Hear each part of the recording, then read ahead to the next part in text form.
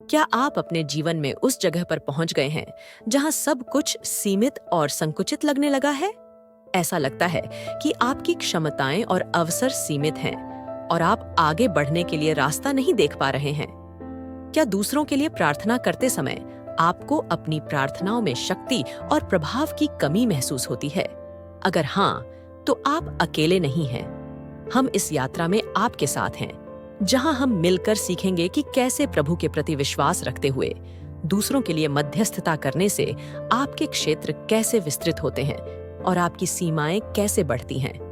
आज हम इस रहस्यमयी और अद्भुत प्रक्रिया को समझने की कोशिश करेंगे। जब हम दूसरों के लिए प्रार्थना करते हैं तो हम न केवल उनकी जिंदगी में बदलाव लाते हैं, बल्कि हमारी अपनी जिंदगी में भी परिवर्तन आता है। परमेश्वर के वचन में लिखा है, जो दूसरों की खेती को सींचता है उसकी खेती भी सींची जाती है। यह बात हमें नीति वचन 11:25 में देखने को मिलती है। पर यह कैसे होता है, यह जानना महत्वपूर्ण है। पहला पहलू है कि जब आप किसी के लिए मध्यस्थ की प्रार्थना करते हैं, मध्यस्थ की प्रार्थना का अर्थ है जब आप उस व्यक्ति और परमेश्वर के बीच खड़े होकर प्रार्थना करते हैं। हम नहेमायाह की कहानी से सीख सकते हैं, जब उन्होंने अपने पूर्वजों के पापों के लिए परमेश्वर से क्षमा मांगी थी। उन्होंने अपने लिए नहीं, बल्कि अपने पूरे समुदाय के लिए प्रार्थना की थी। जब हम किसी के लिए इस तरह प्रार्थना करते हैं, तो हम उनके लिए परमेश्वर से क्षमा मांगते हैं और उनकी जरूरतों को परमेश्वर के सामने रखते हैं। इस प्रकार की प्रार्थना से हम बीज बोते हैं। जैसा वचन कहता है, जो कुछ तुम बोओगे वही तुम काटोगे। गलातियों 6:7। जब हम दूसरों के लिए प्रार्थना करते हैं तो हमें अपनी जरूरतों के लिए प्रार्थना करने की आवश्यकता नहीं होती। हमारा प्रेम और दूसरों के लिए की गई प्रार्थना परमेश्वर के कानों तक पहुंचती है।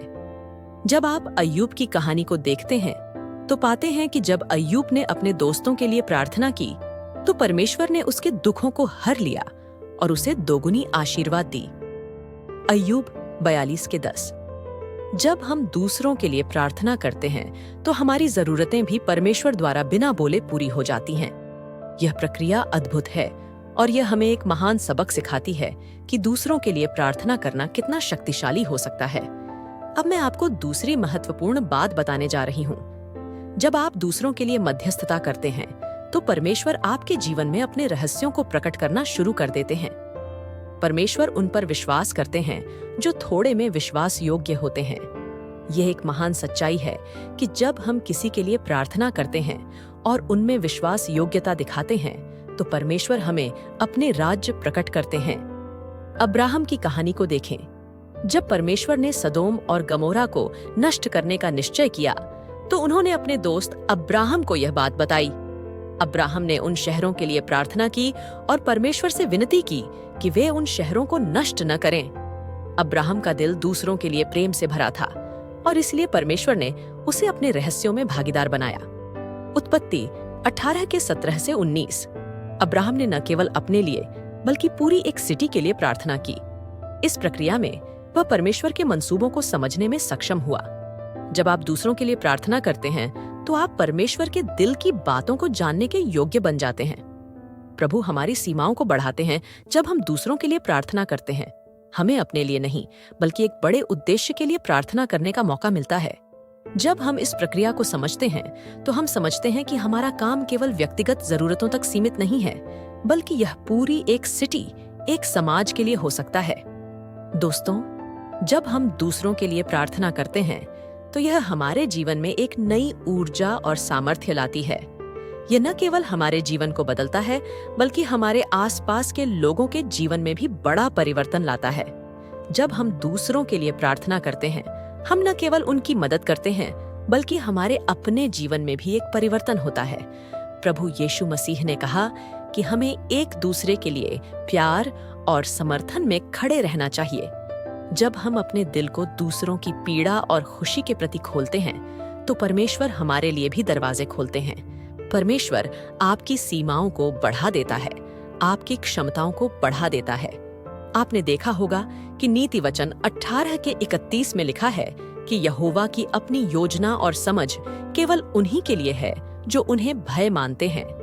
जब हम प्रभु के प्रति समर्पित होते हैं और दूसरों के लिए प्रार्थना करते हैं, तो वह हमें उस रहस्यमय ज्ञान से नवाजते हैं जो हमारी प्रार्थनाओं को और भी प्रभावशाली बनाता है।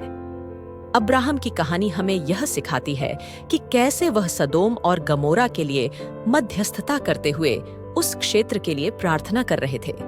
अब्राहम का दृष्टिकोण केवल व्यक्तिगत नहीं था, वह अपनी प्रार्थनाओं में सामूहिक भलाई के लिए परमेश्वर से निवेदन कर रहे थे। यह हमें यह दिखाता है कि जब हम अपनी प्रार्थनाओं में दूसरों को शामिल करते हैं, तो परमेश्वर हमारे हृदय को और हमारे क्षितिज को विस्तृत करता है। जब हम याकूब 5 की किताब में देखते हैं, तो वहां लिखा है कि धर्मी की प्रार्थना का प्रभाव बहुत होता है। यही कारण है कि जब आप किसी के लिए मध्यस्थता करते हैं, तो परमेश्वर आपके विश्वास के अनुसार कार्य करता है। यह तब होता है जब आप प्रभु में विश्वास रखते हुए प्रेम और देखभाल के साथ किसी के लिए खड़े होते हैं। अगली बात, जब हम किसी के लिए प्रार्थना करते हैं, तो हमारी आधिकारिक और आत्मिक शक्ति उस विशेष क्षेत्र में और मजबूत हो जाती है। उदाहरण के लिए, जब हम डैनियल की कहानी देखते हैं, तो हम पाते हैं कि डैनियल ने निरंतर प्रार्थना की थी और इसी कारण से परमेश्वर ने उसे उच्च स्थान पर बैठाया। डैनियल के पास साहस और धैर्य था, जिसने उसे उस राज्य में शक्ति प्रदान की जहां वह था। जब आप अपने जीवन में दूसरों के लिए प्रार्थना करते हैं, तो आपकी आत्मिक शक्ति बढ़ती है। आप महसूस करेंगे कि आपको उन क्षेत्रों में प्रभु की उपस्थिति महसूस होती है जहां आपने पहले कभी सोचा भी नहीं था। यह सब इसीलिए होता है क्योंकि आपने दूसरों के लिए प्रार्थना की थी। जब हम इस बात को समझते हैं कि परमेश्वर की योजना हमारे जीवन के लिए कितनी अद्वितीय और शक्तिशाली है, तो हम उसके मार्गदर्शन में आगे बढ़ते हैं, ये जानते हुए कि जब हम दूसरों के लिए प्रार्थना करते हैं, तो हम अपनी सीमाओं से बाहर निकलकर प्रभु की अनंत संभावनाओं को अपने जीवन में स्थान देते हैं। आखिरकार, यह ध्यान देने योग्य है कि जब हम दूसरों के लिए प्रार्थना करते हैं, तो हमारा हृदय प्रभु के प्रति और अधिक समर्पित हो जाता है। यह एक ऐसी यात्रा है जो हमें हमारे विश्वास को मजबूत बनाने और हमारे आत्मिक जीवन को समृद्ध करने में मदद करती है। इसलिए जब आप दूसरों के लिए प्रार्थना करते हैं, तो यह जान लें कि परमेश्वर आपके लिए भी अद्वितीय कार्य कर रहे हैं। वह आपके लिए नए अवसर और मार्ग खोल रहे हैं। आप अपनी प्रार्थनाओं में विश्वास रखें, क्योंकि परमेश्वर आपके प्रति विश्वास और प्रेम के लिए आपकी सभी जरूरतों को पूरा करेंगे। प्रिय मित्रों, जब हम इस प्रेरणादायक यात्रा को समाप्त करते हैं, हमें याद रखना चाहिए कि परमेश्वर की कृपा और शक्ति से हम अपनी प्रार्थनाओं के माध्यम से न केवल अपने जीवन में, बल्कि दूसरों के जीवन में भी अद्भुत परिवर्तन ला सकते हैं। जब हम दूसरों के लिए प्रार्थना करते हैं, तो हमारे अपने क्षेत्र भी विस्तृत होते हैं और हम अधिक समृद्ध और पूर्ण जीवन जी सकते हैं। अगर आपको इस तरह की बाइबल की कहानियां और बातें प्रेरित करती हैं, तो कृपया हमारे चैनल सेक्रेड स्क्रिप्ट सोर्स को सब्सक्राइब करें। आपके सब्सक्रिप्शन से हमें और अधिक लोगों तक पहुंचने और अधिक प्रेरणादायक सामग्री लाने की प्रेरणा मिलती है। इसके अलावा हमारे दैनिक अपडेट और विशेष सामग्री के लिए हमें इंस्टाग्राम और एक्स पर फॉलो करें। लिंक इस वीडियो और चैनल के विवरण में उपलब्ध हैं। आपका समर्थन हमारे लिए बहुत मूल्यवान है और हम आपके साथ इस यात्रा को जारी रखने के लिए उत्सुक हैं। धन्यवाद। आपका दिन प्रार्थनामय हो और परमेश्वर की कृपा आप पर सदैव बनी रहे। पिता, पुत्र और पवित्र आत्मा के नाम पर। आमीन। जय यीशु।